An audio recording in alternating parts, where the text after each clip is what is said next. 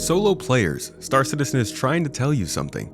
This game has a ship problem, not because they're bad, but because they were all built for completely different versions of the game. The Reclaimer and Vulture struggle because salvage wasn't fully designed when they were. The Valkyrie missed features that the Asgard finally solved. The Apollo ballooned in size and lost drones because medical gameplay was undefined when it was thought up. And that's the core issue. Star Citizen's ships sometimes only make sense when they're built after the gameplay is. And for the first time, the solo player gameplay loop is truly being built, and the Clipper is the first ship meant to support it.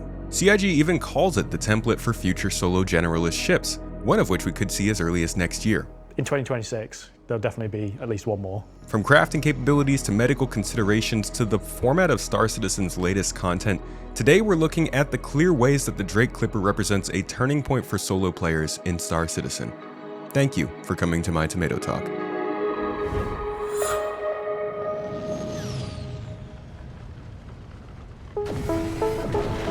The Clipper isn't actually really an amazing ship. It is one of, if not the best-selling ship in Star Citizen's history, netting multiple millions of dollars in a single day after going on sale. It's now the most successful Drake introduction ship that we've ever done. Yeah. But it'll likely be just another ship in a couple of years. That being said, it is the first of its kind, and it was an idea set in stone with Rich Tyra's 2024 CitizenCon presentation. But we'll get to that a little later. First, a look at the ship.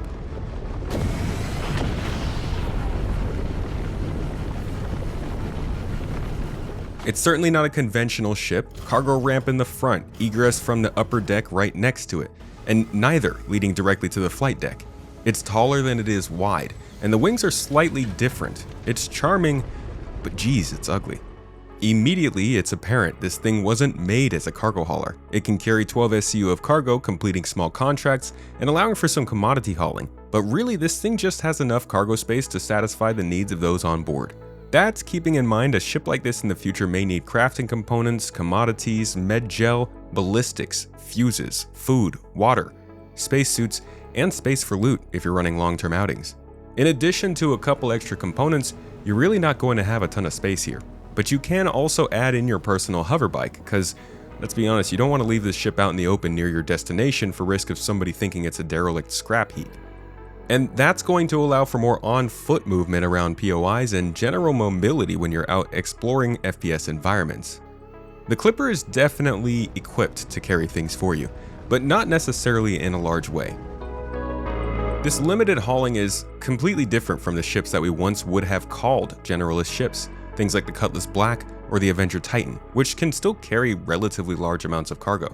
While the Clipper could make for a great low-key smuggler, it certainly leaves space for small freight ships to exist.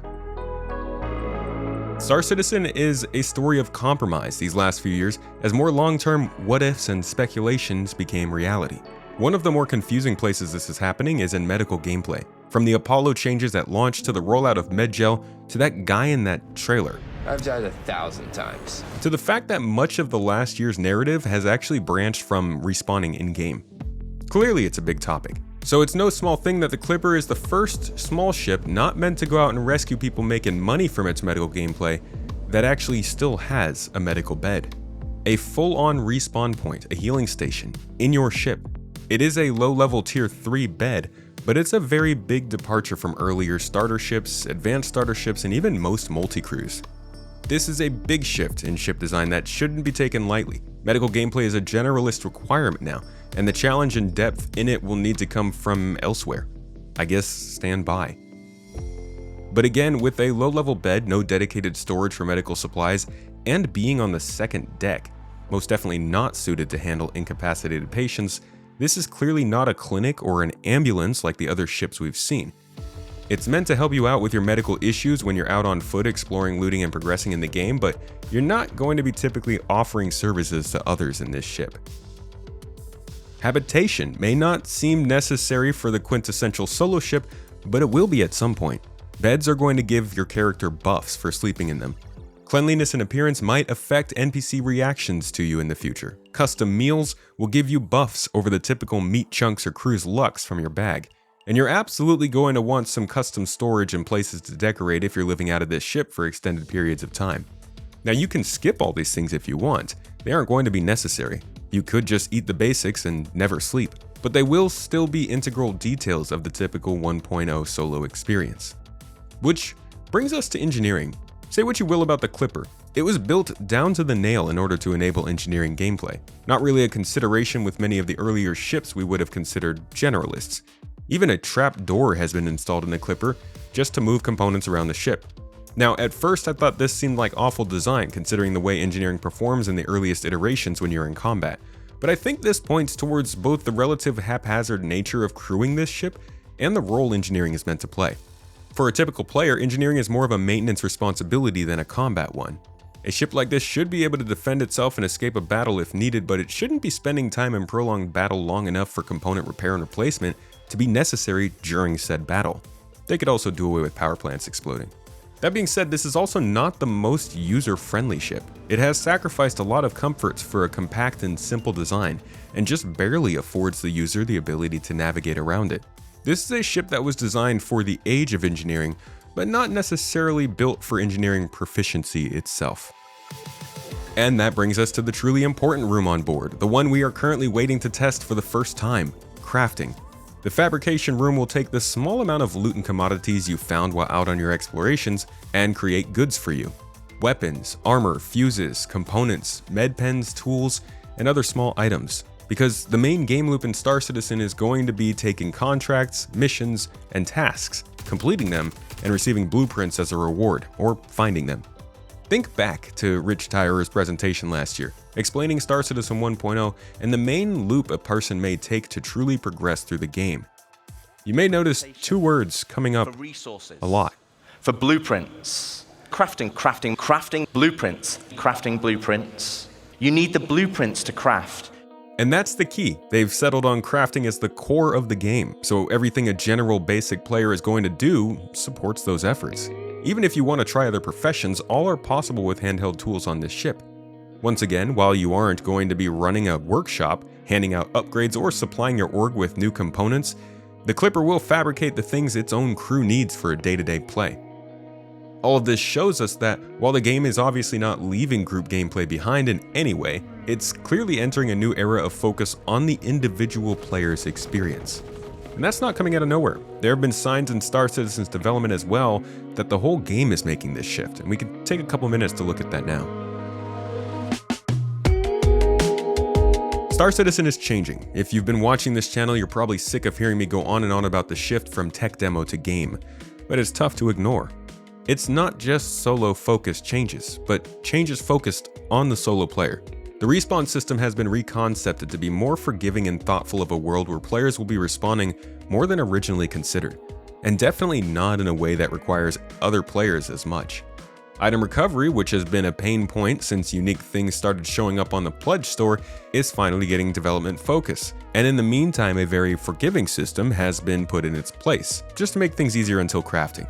The new inventory system is coming, and it's coming soon. It's absolutely necessary for the increased amount of looting, item management, and crafting related actions that we're about to do.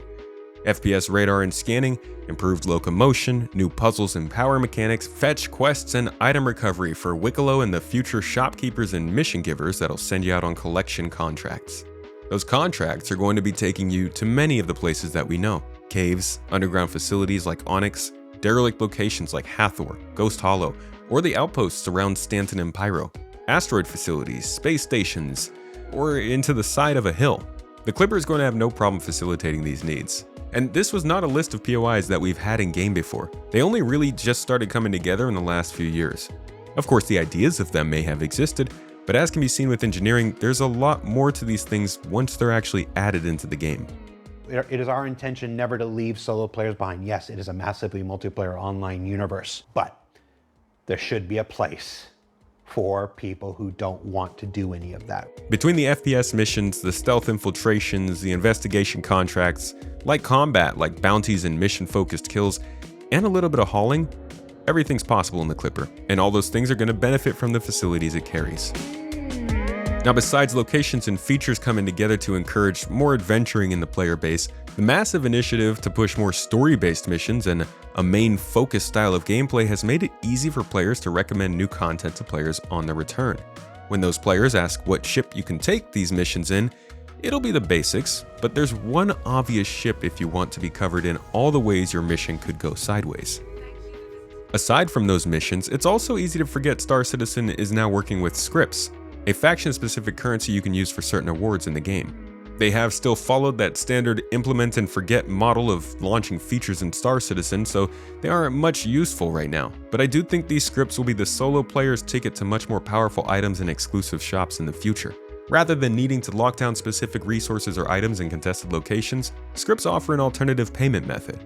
It has nothing to do with the Clipper, but I do look at it as more support for the individual. Put aside the different ways I could claim the ship is improving its individual player experience, it always does come back to all of the ships. Those made back in the day still work for the game, and typically cargo and combat ships are better off because those types of gameplay were in the game earlier. But those earlier designs of specialized ships can make them challenging to fit their own gameplay. Newer ships are made to fit the gameplay once it's been realized, and they're better off for it. The Golem minimized mining and cargo to the essentials. The Salvation did the same. The Asgard fixed the Valkyrie's problems. The original Aurora is straight up being discontinued in lieu of a Mark II. The Pioneer was reconcepted. The Caterpillar is loathed. Even the Perseus benefited from lessons learned in the Polaris 1 year earlier. The Clipper is a realization of what general early to mid-game solo player gameplay is going to look like. And it'll likely be one of the least polished versions of that, as we see more manufacturers replicate this new general ship type that CIG has introduced. Will it suffer from the same problem as some of these others? Probably in some ways. It's definitely not perfect, and there's still a lot of features and mechanics to be added to the game. But I think what we are getting here is going to be pretty much the standard going forward. Well, except for the lack of escape pod. I don't think the Clipper was seen as important or sold particularly well just because it's new. And probably not because it's the coolest ship. It represents a shift in the game, a sign to solo players that there's a home for them, and it has thrusters. There are plenty of ships you can fly and enjoy as a solo player, from the smallest to the largest, but this one was made with you in mind, to be the most compact ship you can get without sacrificing the core of the Star Citizen experience, as absolutely rough as that core may be. Now, throughout this video you may have noticed some nice shots, excuse my bias. I do use a specific tool to capture footage like this though, the Tobii Eye Tracker 5. It works well with gameplay, helping you to see targets all around, missile lock and track off-axis ships, and move your head independently of your arms in FPS. It's kind of like virtual reality, but you don't have to put anything on your head. I choose it over competitors though because it actually works as a security device as well, integrating with Windows Hello. So besides the hundreds of games it does work with, including the pretty nice native integration with Star Citizen, I also can log into my computer, make different purchases, and verify my orders just by looking at my screen. If you are interested in one of these and want to support the channel, you can use the link down below to get a 20% discount on the device for their current Christmas special running until January 6th. And if you don't end up liking it, they always accept returns and are pretty good about it. And if you do need more time to choose, you can also get 5% off using the code TOMATO at checkout. Either way, thank you for watching this video until the end. I hope it taught you something new, and I'll catch you in the next.